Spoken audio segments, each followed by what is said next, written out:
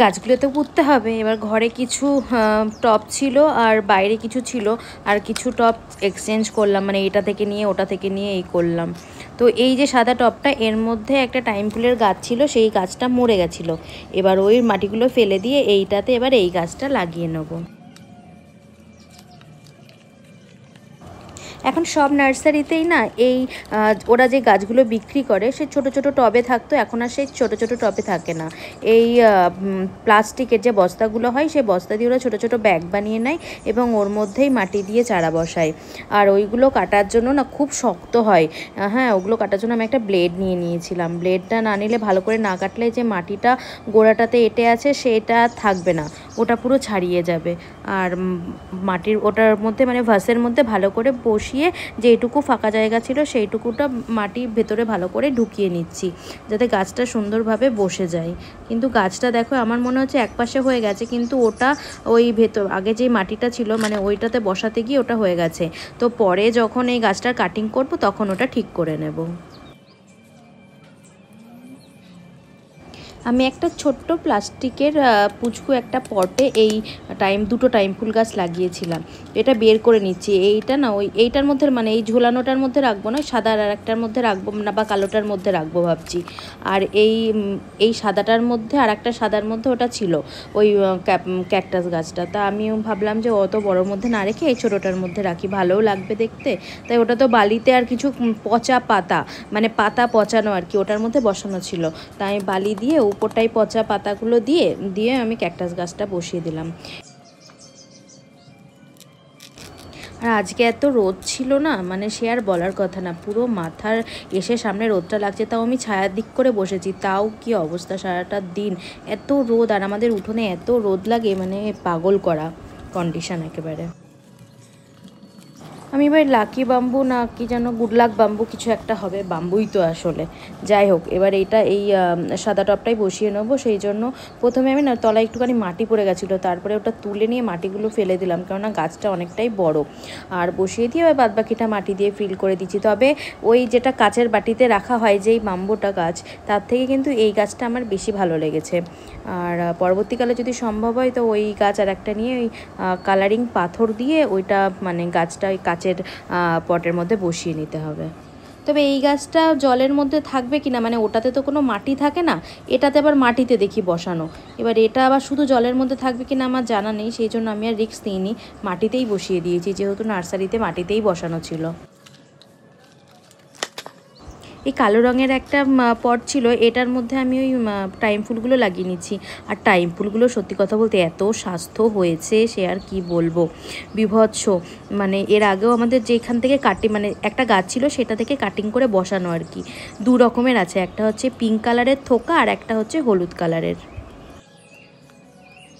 আমাদের আগে লাগানো এই গাছগুলো মানে কয়েকটা গাছ ছিল, সেটা হচ্ছে মরে গেছিলো। এটা একটা চন্দ্রমল্লিকা, মানে এই চন্দ্রমল্লিকা গাছটা এত মোটা হয়ে গেছিলো, মানে এত হয়ে গেছিলো আর বড় হয়েছিল, একটাও মানে আসেনি, মানে কড়ি হয়নি, ফুল হয়নি। সেই জন্য ওইটা আমি কেটে দিয়েছিলাম। দিয়ে তারপরে আমি ওইটা মানে এই টবটা ফাঁকাই ছিল, এবার এই করবী গাছটা যেহেতু লাগাবো সেই হেতু আমি এই টবটা নিয়ে এসে মাটিগুলো সব খুঁজে ফেলে দিচ্ছি। আর দেখছি ভেতরে পুরো শিকড় হয়েছিল, এবার মাটিটা না ফেললে হচ্ছিল না, সেই জন্য পুরোটাই দেখো করে নিলাম, বার করে নিলাম। আর সত্যি এই সব কাজ করা ভীষণ খাটনি, আমার তো মনে হয় যে খুবই খাটনি, তবুও না করতে ভীষণ ভালো লাগে। মানে সত্যি জানি না কেমন একটা মানে অন্যরকম শান্তি লাগে। আর ওই যেই গাছগুলো ছিল, যে গাছটা আগে ছিল এত শিকড় হয়েছিল, সেই শিকড়গুলো আমি মাটি থেকে যতটা পরিমাণ বেছে ফেলা যায় সেগুলো বেছে ফেলে দিচ্ছি, দিয়ে যে ফ্রেশ মাটিটা হচ্ছে। আর মাটির মধ্যে জানো তো দেখছি মাটির মধ্যে কেঁচো হয়েছে, মানে যাই না মাটির মধ্যে এরকম কেঁচো হয় হয়তো, আমার জানা নেই। তো বৃষ্টি টিষ্টি জল টল পাই আর কীভাবে ঢুকেছে ওর মধ্যে জানি না, তলাটা ফুটো আছে। আমি দুটো ওই টালি ভাঙা দিয়ে দিলাম যাতে জলটা, দেখো আমি এর করে তুলছি, দেখো কেঁচো হয়েছে। মাটির মধ্যে। আমি আর মারিনি, ওর মধ্যেই ছিল, তারপরে হালকা করে আবার ওই মাটির মধ্যেই দিয়ে দিয়েছি। জানি না কেন ওর মধ্যে কী করে হলো। আমি তলাটা একটু মাটি দিয়ে দিচ্ছি, কেননা করবী গাছটা যতটা মানে একদম টবের উপর পর্যন্ত আসবে। আর ওই প্রত্যেকটা প্লাস্টিক না কাটলে হবে না, মানে এত শক্ত। আমি একবার ট্রাই করেছিলাম এর আগে যে যদি ওই ধরে বার করা যায় আর কি এদিক ওদিক থেকে করে, কিন্তু এদিক ওদিক কোনো কিছু করেই বার করা যায় না। মাটির হলে পরে বার করা যেত, কিন্তু এই প্লাস্টিকের একদম বার করা যায় না, মাটিগুলো সব এঁটে থাকে। তাই আমি ওই ব্লেড দিয়ে ভালো করে কেটে নিচ্ছি। দেখো কীভাবে মানে মনে হচ্ছে না পেস্টিং করা। আর যে যতটা ফাঁকা জায়গা ছিল, আমি প্রথমে ভাবছিলাম যে মনে হয় মাটিতে কম পড়বে, তারপরে দেখি না, তা যতটা ফাঁকা জায়গা ছিল সেই ফাঁকা জায়গাটা আমি হচ্ছে পুরো মাটিটা দিয়েই ভর্তি করে দিচ্ছি।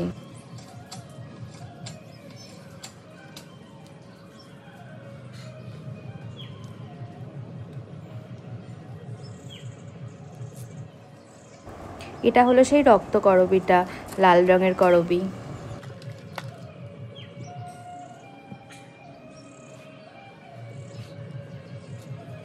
সবই প্রায় হয়ে গেল, বাকি আছে আমার এই প্রিয় গোলাপ গাছটি।